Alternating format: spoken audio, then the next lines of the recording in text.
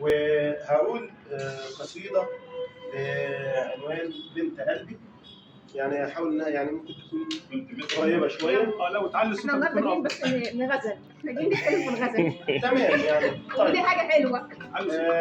هقول مسكت ايدك روحي طاب منها الوجع، مسكت ايدك روحي طاب منها الوجع، لمست روحك قلبي سلم وانخدع، طلبت منك ألمس الأشواق في عينك ضلتيني، طلبت منك تبقي موجودة في حياتي ملتيني.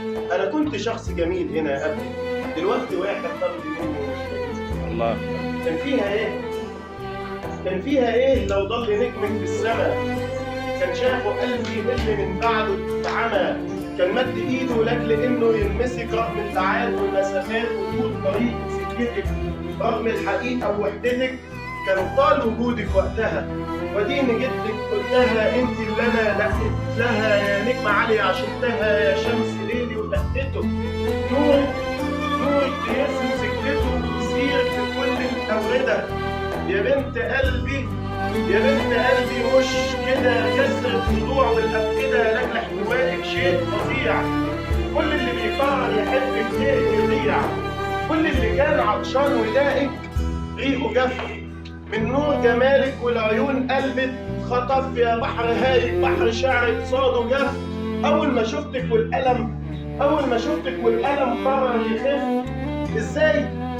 إزاي بنيتي في قلبي قصر مئذنة؟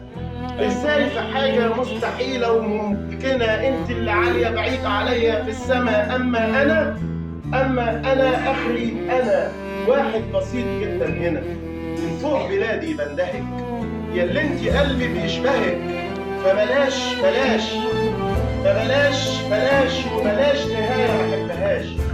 انا قلبي قبلك نبضه خف، اول ما شافك يوم عايش، الله.